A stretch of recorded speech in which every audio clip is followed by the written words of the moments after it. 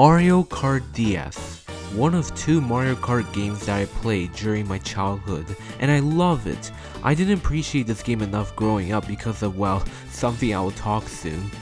There's a lot of stuff that was introduced in this game, such as creating your own emblem during race, mechanics that became standard for future games, and the biggest one being mission mode, which was just a clever idea, and it gives more options what players want to do. And also, I like that not all of them are quite easy.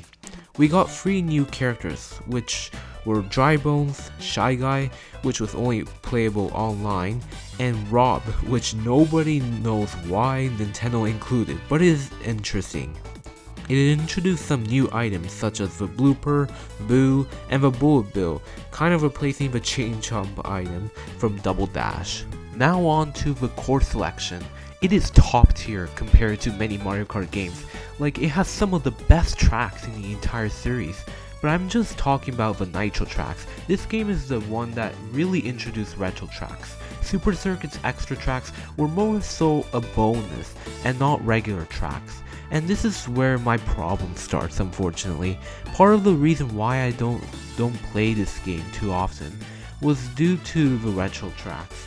See, I realized that this game didn't have enough space to bring back fan favorite tracks, which makes sense, but a lot of tracks are straight up downgrades compared to the original. Many of the tracks' music is heavily compressed, as well and it doesn't sound good in my opinion. While there are a few that are good, most of them are not good. With that being said, let's get started. Unfortunately, I will be naming a few tracks in the F tier because they're so awful that I find it boring. Now, I didn't do a tier list in my Super Mario Kart video, but I would give F tier to Bowser Castle 2, Vanilla Lake 1 and 2. That was because they were unplayable. Number 32. GCM Baby Park. I hated this track as a kid and I still do to this day.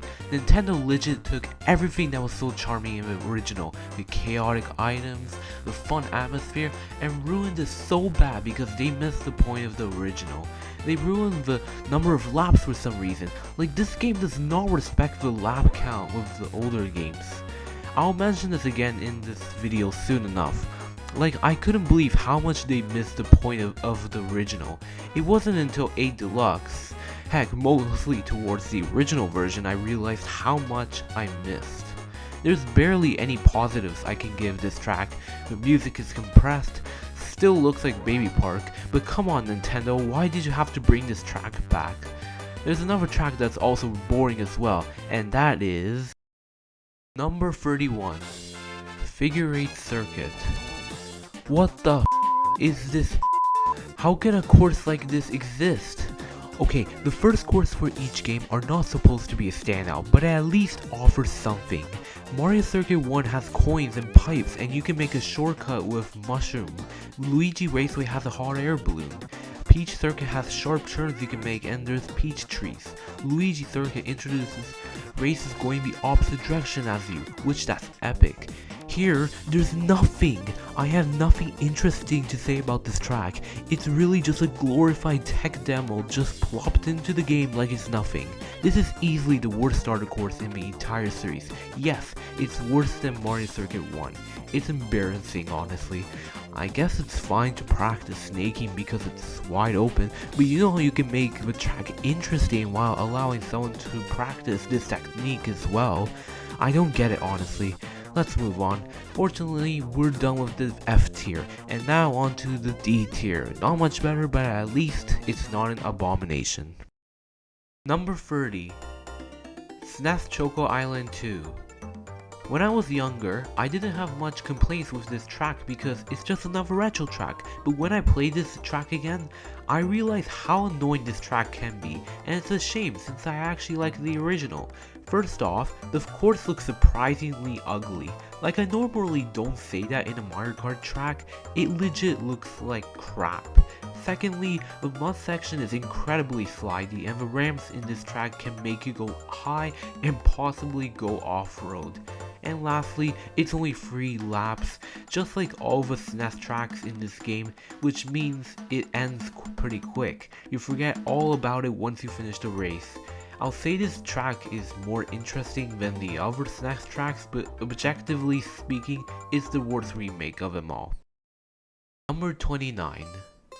SNES Koopa Beach 2. I didn't like this track in the original, and the same applies here. The water section in the middle is just as annoying as the original, and once again the visuals here are ugly, not as much as Choco Island 2. The only thing I like this remake are the cheeps, even though they don't add much. Number 28. SNES Mario Circuit 1. Noticing a pattern here?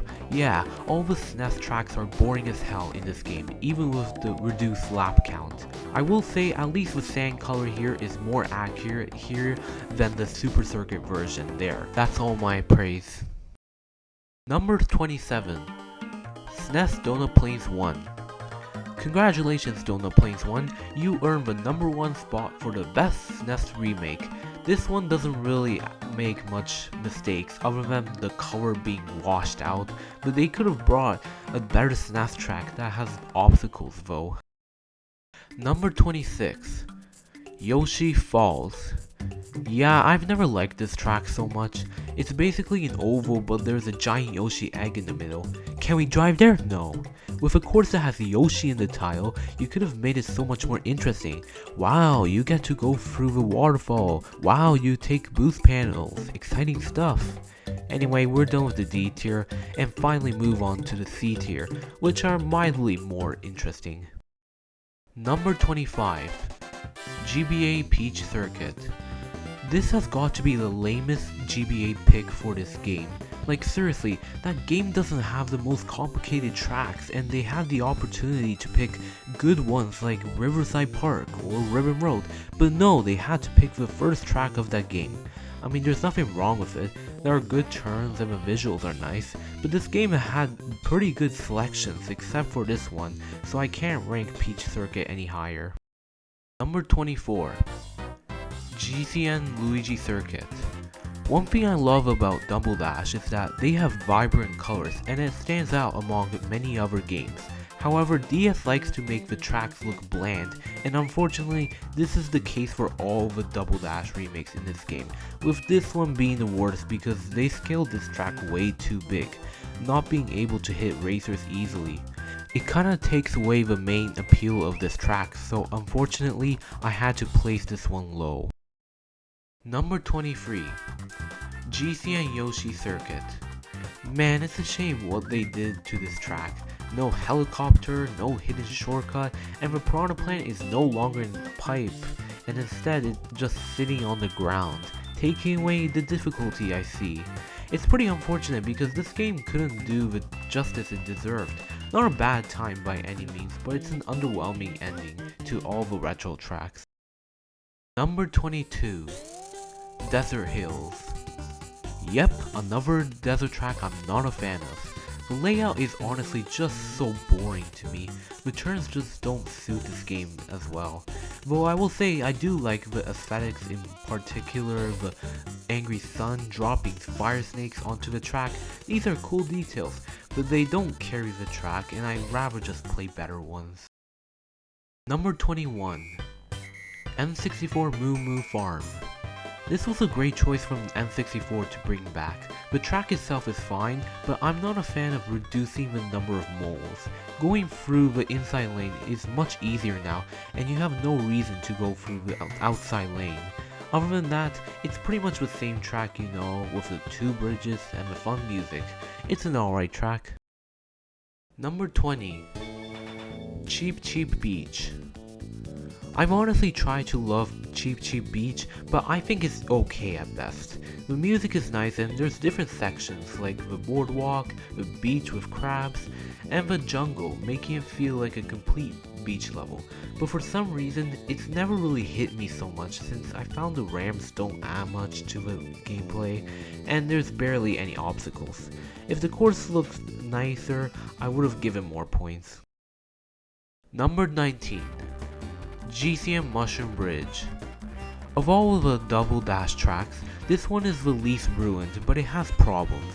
All the unique cars are gone, leaving with only generic trucks and cars. You can't take the bridge anymore, which was literally the coolest part of the track. Nintendo just doesn't like fun. Oh well, at least it plays and still feels like Mushroom Bridge, even if the music really doesn't sound good. We're finally done with the C tier and on to the B tier. Number 18.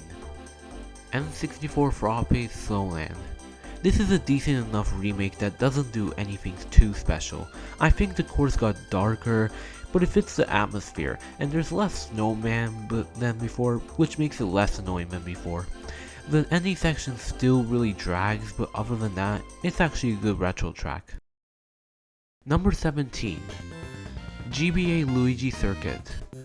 I wasn't a fan of this track when I was younger, but after playing it recently, I realized that this track plays very well for this game. Just like what I said about my Super Circuit video, the turns are satisfying and the Luigi balloon in the background is cool as hell. The only thing I'm not a fan of this remake are the rain effects. I prefer the original, but it's only a small criticism. A good choice they brought back. Alright, we're halfway done now, let's talk about Battle Mode. Honestly guys, of all the Mario Kart games I've played for Battle Mode, this game might be my favorite. I love how single player friendly it is, and it solely depends on your performance. Unlike some other game, I love Shine Runners in this game because it's based on elimination, rather than holding for as long as you can wins. It's just a lot of fun screwing other computer players. Balloon Battle is also really cool how you can hold balloons, and the less balloons you have, the better items you will get. So unique. The tracks themselves are great as well, so let's rank them now. My least favorite of all has to be Palm Shores. The layout isn't bad, but it's just the water that just slows you down, making it less enjoyable. Number 5, Nintendo DS. Just like the Nintendo GameCube stage, I like how tight the map is, and there's nowhere you can hide. Number 4, Tart Top. It's so fun when you hit the bouncy cake thing and cream covers your screen. Number 3, Pipe Plaza. Oh look, it's my favorite stage from last video. Going in and out of the pipe is so much fun. Number 2, Block Fort. This is one of the most beloved maps of all time, and it's easy to understand why. The layout is as perfect as you can get, with many ways you can hide and attack players from the other side of the fort. It's a lot of fun, but my personal favorite has to go to Twilight House.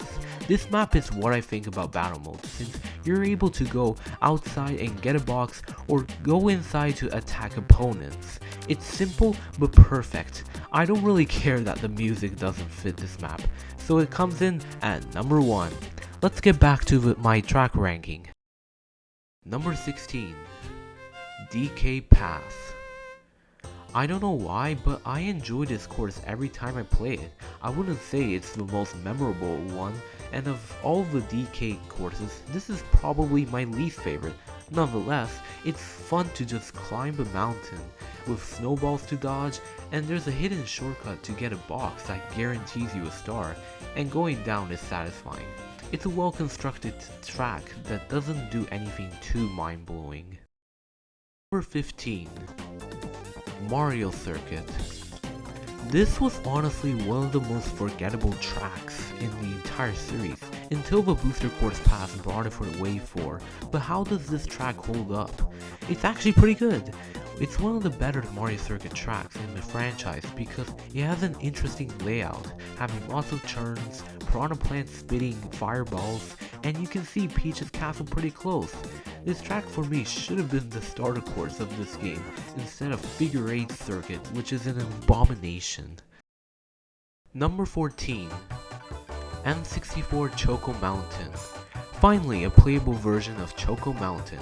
Thankfully, they got the aesthetics right with this one, unlike Choco Island 2, but most importantly, you can't mess up when you touch the side of the mountain. Not much else to say, the music is still as energetic as the original, and it's a good time. Number 13. Shroom Ridge. This is the one course no one talked about it before the return in Booster Course Pass, but it was highly underrated. I love going through the windy road, dodging cars and trucks going forward and the opposite direction, making them great obstacles. It may look plain at first, but once you start playing, you will have a surprisingly good time. It feels like the daytime version of Moonview Highway, except it's more relaxed. Glad they brought this track back. Number 12. GBA Bowser Castle 2. This track is surprisingly a lot of fun. Even though this isn't one of my favorite Bowser Castle, it was actually a good track to bring back. Now I've complained about the ramps in SNES Choco Island 2 and how that didn't work there, but in this track, it works quite well for some reason. It gives more satisfaction when I go the right way. It also has a great atmosphere as well. The big negative I have with this track is the music, like holy sh**. This might be the worst song that's affected due to the compression. This is a solid flat track. Number 11. Peach Gardens. I didn't get why people loved Peach Gardens when I was younger. Like, it's a garden, what's the appeal of that? But then I realized it's pretty charming. My favorite part of the track is the chain chomp section, where you had to go around the large hedges and you sometimes can't see the chain chomps, which is pretty clever. The aesthetic is very good as well, and that's one of the things I prefer over the Wii version. Although I can't put this track higher, it's no doubt a well-made course. Number 10. N64 Banshee Boardwalk. I wasn't a fan of the original because I felt it was introduced way too early for its time, but it was good that Nintendo brought it back because I think the atmosphere looks better, and due to the DS's better controls, the track is actually playable and I don't have to hit many walls. This is one of the rare cases where the compression for this song actually improves, and it felt really creepy when I was younger. Overall, a huge improvement over the original. Now we finally made it to the A tier tracks. These ones were really tough to rank. Number 9. Rainbow Road. This Rainbow Road is very good but not one of my favorites. I really love how this is the first track to implement anti-gravity, technically, which are the loop and the corkscrew. They're easily the coolest part of the track, though I will say other than that part, it's one of the more forgettable Rainbow Road in the franchise, most likely due to the layout being not quite as memorable, though the difficulty stays the same, which I'm happy about. It's a worthy track for this game. Number 8. Delfino Square. Delfino Square is just a nice place to race on. I wasn't a fan of it when I was younger because the buildings look so boring in the alley section, but other than that, it's colorful and it's also a very lively environment. It's one of the places I actually want to go and visit. There's so many shortcut opportunities and the big bridge is cool. The music is good but not for me. Overall, a really solid track for DS, and I'd like to see it brought back again for a future Mario Kart game. Number 7. GBA Sky Garden. This is easily my favorite retro track in this game, and there was no contest. It's coincidentally my favorite track on Super Circuit, and so it makes sense it would be up high on the list, and it also respects the original, unlike some other version. Okay, I'll save my rant until my 8 deluxe ranking. Anyway, the layout is just as perfect as the original, and it still carries the same vibes. The one thing I love that they added are the additional shortcuts you can do, which are great for shortcut lovers like me to take. Even though this track is number 7 in my ranking, it goes to show how high the standards are in this game. Number 6. Luigi's Mansion. I love the spooky atmosphere of this track. Going inside the mansion and seeing all the different portraits and the dining table are really cool. Then you get outside, the graveyard and the sentient trees are really cool to look at. You go through the mud section. I suppose that can be annoying for some people, but I love it here. My only criticism for this track is that we only get to go inside the mansion like 20%, and you're mostly outside, which I guess it's a bit underwhelming, but it's a unique take which I like. Number 5. Wario Stadium. Man, this might be one of my favorite special cup in all Mario Kart. I really didn't like the N64 version because the layout is so boring and it's too long. This feels like a proper version for a name like this, even though it's not a remake. There's so many exciting boosts, ramps, and fire bars to dodge. Crafting what is DS's Waluigi Stadium, exhilarating from beginning to end. I like how you use the boost to get over the mud section, and there's one ramp where if you don't go in the right direction, you'll hit the fire bar, which adds some difficulty, which I'm always down for. Overall, a really solid track, and I'm glad it got remade in 8 Deluxe. We have finally made it to the S tier. Some of my favorite tracks of all time. At this point, it really comes to my preference rather than the track quality. Number 4. Bowser Castle. Don't ask me why they didn't add an apostrophe to Bowser. Anyway, yeah, this has got to be one of my favorite Bowser Castle tracks of all time. This track proves that you don't need a giant mechanical Bowser to make it great, and you do something original, like the floor that spins counterclockwise with burners to avoid, or having the spinning bridge to try not fall off, which I never fall off before, unless it was on purpose because I'm just that good. Anyway, this track feels like an adventure and more complete, and I was surprised how much time we spent outside, and it still manages to be great. Number 3. Waluigi Pinball. The classic track. You were expecting this track at number 1, didn't you? Well, my only real issue with this track is that there's not enough shortcuts, but I'm not really expecting to have that in a handheld game like this. Everything else though is amazing. The visuals in this track is top notch, the colors pop, and the music slaps. Driving on a pinball machine is such a weird concept, but Nintendo once again made it work. It adds lots of depth, trying to drive through, but also avoiding the giant pinball. The turns are all very satisfying, and the best part of the track is at the ground floor, where you have to find the most optimal route to take to avoid the pinball, which is genius. Oh yeah, I almost forgot to mention the custom item roulette sound effect, which is a great touch. It deserves all the praise it gets. Number 2. Tick-Tock Clock. Compared to the 8 Deluxe version, it's easy to forget that this track used to look like it's still in beta and that it's missing something. Even though it looks like that, it still manages to be an amazing course. The concept itself is so clever. You're driving on a clock and there's pendulum and clock hands to avoid because they can really hurt you. And you go through horizontal and vertical shifting gears, which makes the track more dynamic. There's so many decisions you have to make while on the track, whether you go through or play safe. That's what makes these tracks so much more enjoyable for me. There's one course that I just slightly prefer. Number 1. Airship Fortress. In my opinion, this is the perfect track for this game. With a cool atmosphere and ominous music, it sets the tone perfectly. It basically has everything I want. A stellar opening having to dodge bullet bills, pesky Monty moles, the crates, the fire bars, the cannon, and the tower where you drift for the entire time.